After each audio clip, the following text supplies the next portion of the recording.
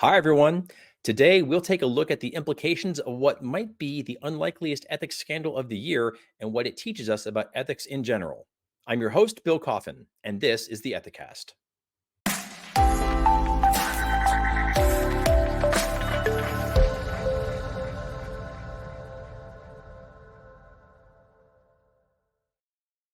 It has been a busy time for ethics and integrity news in recent months.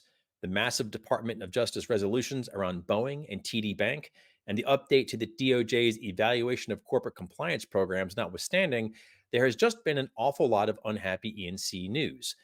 Executives going to jail, companies receiving massive fines and penalties, CEOs being dismissed or stepping down, and more class action lawsuits than one would ever care to count. But one story above all has captured my attention and refuses to let go, partly because it so perfectly exemplifies Sayre's law, which is, of course, in any dispute, the intensity of feeling is inversely proportional to the value of the issues at stake. With that set up, I give to you what is, to me, the ethics scandal of the year, the 2024 World Conkers Championship.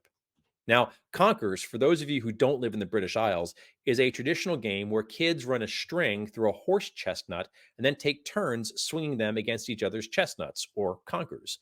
The first conker that breaks apart loses. Now, as with any niche interest, there's now a world championship tournament for this.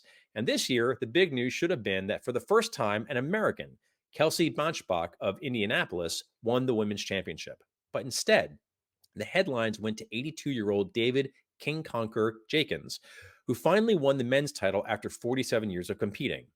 Upon victory, however, Jenkins was accused of cheating and was in fact found to have a steel conker on his person during the competition. Is nothing sacred? Well, as news of this swiftly went global, the World Conkers Championship, or the WCC, convened a 14-person task force to review the allegations and even went so far as to use video assisted refereeing, that's VAR to you soccer fans, to get to the bottom of things. Had Jenkins actually used his steel conker, or did he merely have it on him as a gag, as he claimed? Meanwhile, people asked, who cheats at conkers? Moreover, who cares who cheats at conkers?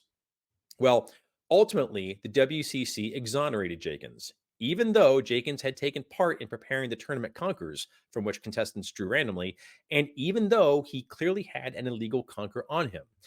In the end, video replay showed that on the round in which he was alleged to have cheated, Jenkins never pulled the steel conker from his pocket. The WCC publicly chalked off the cheating allegations to sour grapes by a defeated contestant who didn't take kindly to seeing his own conker vaporized so thoroughly. Now, it goes without saying that Jenkins remains guilty of extremely bad judgment, as well as a clear conflict of interest. Those who participate in the tourney shouldn't be handling the official game kit. And shading the one who raised their hand isn't great either. In a community presumably as small as the World Conquer scene, publicly shaming someone who raises their hand is a form of retaliation. The truth is, most folks say they would call out misconduct if they saw it, but only half ever do because they're afraid nothing will come of it, or more importantly, they will face payback. That's why there is such a big speak up gap in Fortune 1000 organizations and obscure sporting leagues alike. Here's hoping that the WCC will learn a few lessons from this.